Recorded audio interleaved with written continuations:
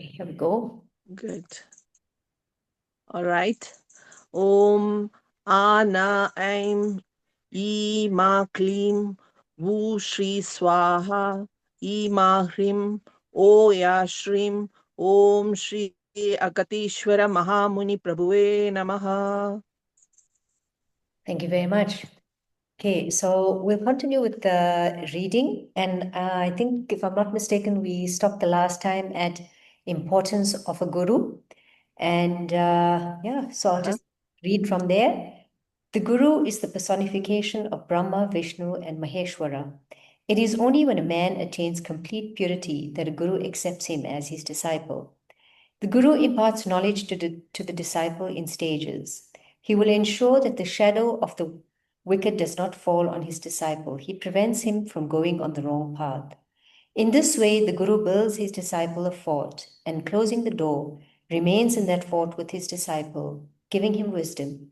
And as knowledge grows, the guru opens the door of the fort. That is when a disciple no longer needs to remain in the fort. But then the disciple will have attained the determination to protect himself from such powerful negative feelings like lust, anger, fear, and unnecessary desires, which hinder one's progress on the spiritual path. As the disciple progresses, the guru too is pleased with his progress. It is such an auspicious time that a new and sacred relationship is formed between a guru and disciple. Guru gives wisdom. He shows the path for progress. This is not enough. In addition, he shows the disciple how to traverse the path in the forest. He can only show the way. Sometimes the guru is able to hold the hand of his disciple and guide him through the forest for a little while. However, the disciple needs more to progress. This is given by God.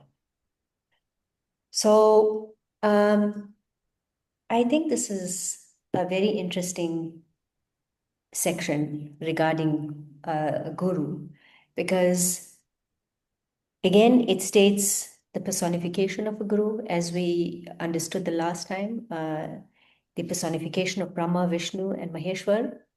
And as we know, the guru imparts knowledge to the disciple in stages. And I think this is very important, imparting knowledge in stages.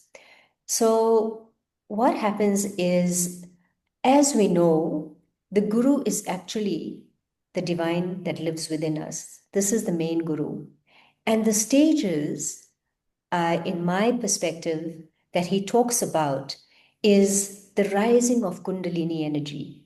So, first stage being the Muladhara chakra, and then, of course, we go to the sacral, the solar plexus, the heart chakra, and so on. So, this would be the stages, because as we rise within these stages, so does our needs, our fears, our desires, our passions, all this start to change until, of course, we come to the heart chakra. And this is where the love and unconditional love starts building to push us further to the higher chakras.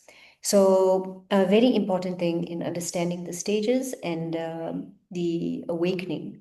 So, yeah, so there's that. And then he holds the hand and he closes the fort. So, what happens is that once you have realized, or once you have understood even a little bit that there is something more than this life, and that there is this divinity um, out there or within us, or even if you recognize the divinity out there, that divinity within you awakens.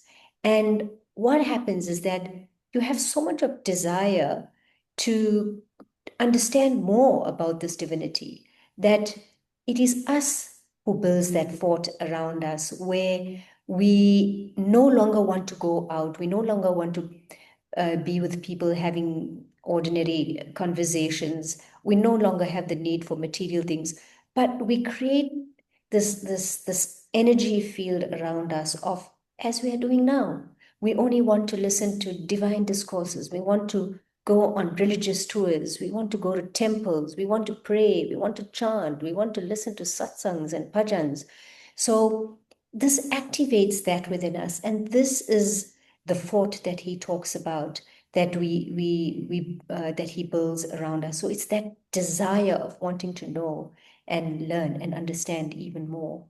And yeah, and then as we go on and as we start going further up in the stages of this Kundalini awakening, or the chakras, we ourselves, we become ready and we become ripe, that nothing on the outside can affect us as much. And we start seeing that, I mean, whatever people are saying, whatever people are doing, it's not affecting us as much. So this is actually preparing us to now go back into the world, because we are starting to feel something within us. We're starting to feel whole within us, and that we are not affected by the outside anymore. And this is when the Guru opens the door to set us free.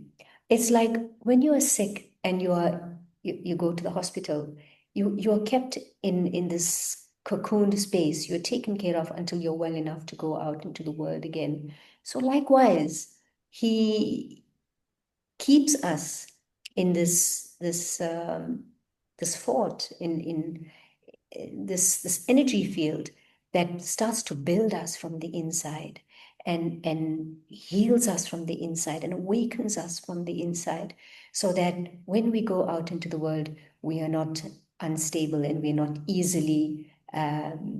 uh, we are not easily disturbed, Swayed. swayed or disturbed by what is going on the inside. And then we reach the stage where the Guru can only take you to a certain path. And many people say that the Guru can only take you to the Ajna Chakra. And from there, it is the Creator Himself who takes you beyond.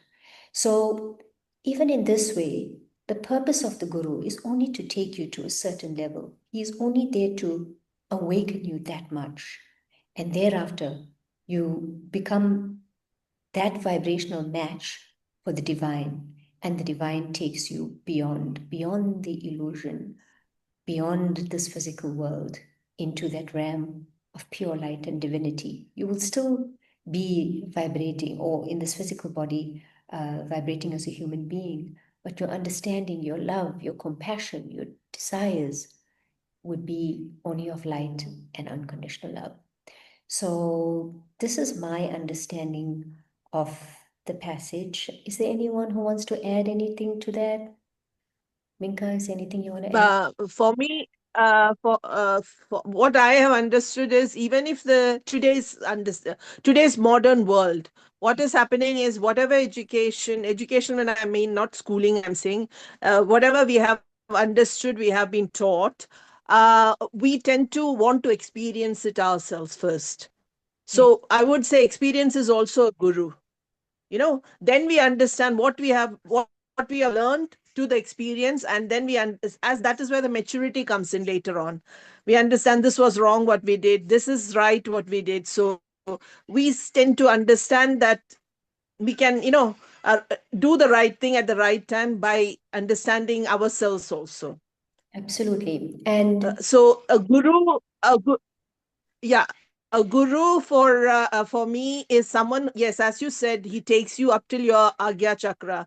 That means he teaches you to your brim, and then later on whatever happens is your luck also, and at the same time blessings as well. absolutely. And And as the biggest example is Vivekananda. Yes, and as we have already understood in the last section, that now our living guru is Agastya Vazhipaadu, and that's exactly what he does. He is in this book, he is showing us that, look, all that you have experienced, like problems, like black magic, like everything else that you have experienced, and you don't have a taste for it, because it is still not giving you the peace. You have experienced the material life, you have experienced desires, you've experienced everything, but it has not given you that peace, it has not given you that satisfaction. So if this is what you're saying, that through that experience, yes, we have to experience. And I was sharing something very interesting with somebody the last time. And I said, they asked me a question and they said to me, like, why do we have to go through everything that we go through? And I said, you know, we take birth to evolve, we take birth to clear our karmas. And if we do not go through all those things in this life, how will we know what our karmas are? Because we can't even remember what we cooked last week. How will we remember our karmas all these lives? So when we are born, the divine is so generous. He's so kind to us. He says, I will give you all the suffering so that you remember this life, what you need to work on.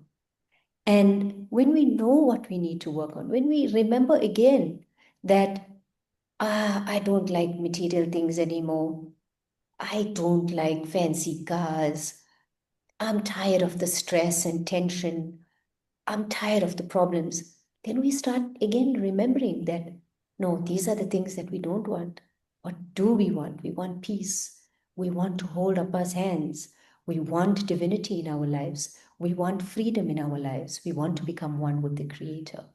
So again, there is two sides of experience. There is the experience of experiencing all the problems, right? In any lifetime, whether it is the modern lifetime, whether it is, even if you look at the religious scriptures, they also went through all that. Ram and Sita, they also had to leave the kingdom. They also had to live in the forest. So every yuga, they've had their issues. And so, yes, we come here, we remember the hardship, and then we remember the path we are given in Agastya Varipadu. Appa, being our guru, is now showing us the path that, okay, you have all the problems, you've experienced that. Now, this is the way to experience the divine within you. This is the way to experience the peace and the oneness with the Creator. So, exactly right in what you were saying. We need to experience everything so that we can fully understand. We can fully understand each step. Anything else? Anyone else? Anybody else? Yeah, anybody?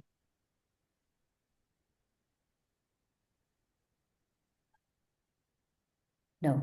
Continue. All right. So I'll quickly read another one. It says, God, when one walks in the forest, stones and thorns that prick the feet, insects like black spiders and cockroaches, cobras that raise their hood, a cheetah that jumps and attacks, elephants that trumpets, may all come to attack him. It is in such a situation that God gives the spiritual aspirant the courage, strength, and intellect to protect himself from wild animals. Hence, knowledge alone is not enough for one who is progressing on the spiritual path. He needs support. The one who gives him wisdom and shows him the way is the Guru. The one who gives him support is God. So, very beautifully put. And like I was saying, you come to a certain stage, and it is the divine who actually starts to support us and take us to the next level.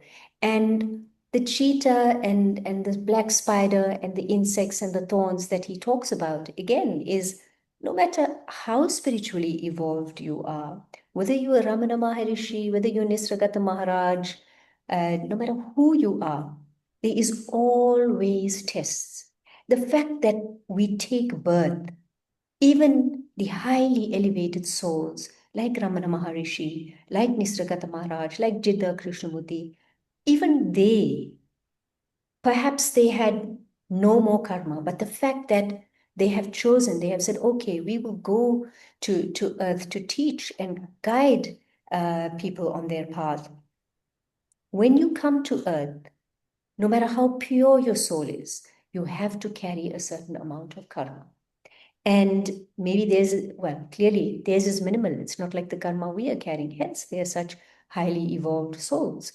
So when they have their struggles, and their struggles meaning that no matter how pure and evolved they are, the temptation of desire, the temptation uh, of gaining material wealth in the name of spirituality. Like we see, there's so many masters, there's so many gurus who come, and I mean, we hear so many stories about great masters who have houses that are worth millions and billions and aeroplanes and Rolls Royces. So they forget, that they came here for a purpose, not to get involved with the material side of life, but to remain on the spiritual path. So even they get lost with temptation. And this is where the Creator comes and He guides us. Like perhaps Ramana Maharishi, Nisargata Maharaj, they remained humble. They remained in their place. Sai Baba, they never went anywhere. They stayed in simplicity. People came to them, and their egos, never became greater than them. They remained humble and they continued their spiritual work. So even us, we will reach that certain point where no matter what we do, that ego will be destroyed and the Creator will continue to step in. Whenever that ego raises its head, He will step in with small lessons, like maybe something like a small slap to say, hello, get back on track, or, smaller lessons compared to what we are experiencing now. So this is where we have the guidance of the Guru. Namaskaram, Amma. Welcome. Thank you. So, yes, this is where God takes place. Any questions from anybody? No questions. I mean, it is true. As you said, material world does pull us down sometimes or raise us. It is all how we react to the situation, or how every human being reacts. Our surroundings create us or mold us, and then somebody comes in and teaches us something. That is the guru for us. It can be anybody. They teach us lessons, and we shape ourselves accordingly, as per our reaction, as per our understanding, how we perceive things. So lucky are those who really reach that highest level and find that they don't come back again. So I would say, lucky are we also, because with the grace of the Creator, He's being so patient with us. He is saying, I will send you back 1,000,000 lifetimes. You will live till 80 or 90 years each lifetime, because I want you to become one and remember your light. So even we are blessed, Minka. Even we have that opportunity. But of course, we are blessed. Of course, of course. And we have this. That is why, like you, sorry, go on, go on. Please, Sorry, go on. please, insist, please go on. No, no, no. That's why we have come to a forum where we are all together talking about this, helping other people, trying to show light to other people as well. Absolutely. Absolutely. If I may join, one of the main things here is this. Why are we here? Why birth? Why creation? Appa says in Vazhipaadu, it's because of knowledge. We are here to experience and to express. And Appa says we are all those constituents of knowledge, and that knowledge is all pervading in the universe. So if you think of creation as ever expanding, think of yourself as adding to that knowledge every time you take birth here and experience and express. So instead of looking at life as something that is hard to bear, we must remember the reason we are here. We are here to experience and express, which means we experience different things based on what we want to express. It's when we experience pain where we can express compassion to others. So we are learning and we are teaching as we live. So every moment we live on this earth, is a life lesson, not only for us, for the others, and we are constantly adding to that bank of knowledge, which is actually the universe. Absolutely. I agree. I agree. Today, like I was just closing my eyes and doing my meditation, and something that made me realize is that we are like the deepest under the earth as we go deeper and deeper. Our inside is so vast. Even we have not gone completely inside it. It is like the deep sea. We have not gone further than so many. I don't know what are the feet they call it. How many feet or whatever. So. I mean, inside us itself is the whole universe, actually. So once we reach that depth, I think we have mastered a bit at least. At least I'm saying, pain, yes, is teaching us a lot of things. So does the happiness as well. But the most important thing is for us is to help others at the same time be human as well. The goodness, be the good that we are supposed to be the love we are supposed to be. That is my understanding always. Absolutely. And if we can look, I think I've said this before, if we can look at pain and suffering as God's blessings upon us and as a sign that, you know, it's a sign that we are clearing our karmas. And because the more we suffer, the more karmas we burn. So if we look at it as a good thing, and, I think that would change a lot in regards to how we view suffering and how we view pain. If we look at it as a blessing instead of a trauma, I think that would change the view, and we would, um, I think we would be able to go through that even easier, knowing that it is from Him, that it is His grace. It is a sign that you are progressing on the path, you know, because without pain and suffering, nobody can just be born and just elevate. I mean, I don't know of any person so far, even Buddha, even Ramana Maharishi, even all these uh, saints and sages, they've had to go through penance, they've had to go through suffering to elevate. So it's a blessing, absolute blessing. Agreed. Anybody else, anything?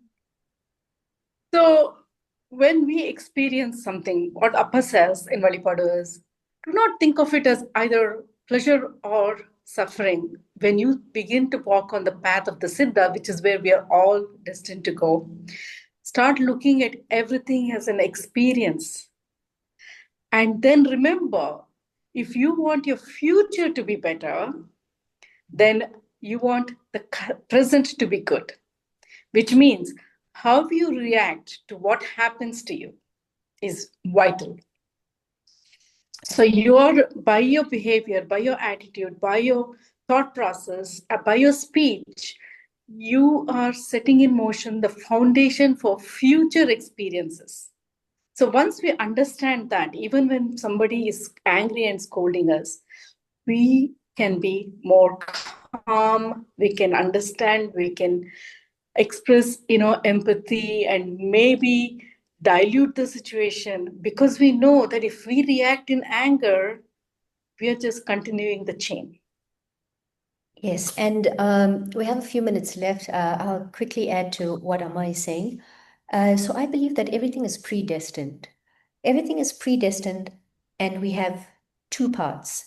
We either have the path of non-reaction, which doesn't allow us to add to the many karmas we already have, or we can react to the situation, and instead of decreasing our karmas for a better future, a better birth, we can add to it. So yes, I think we need, once we awaken to that, once we understand these basics, this really helps us on our journey going forward.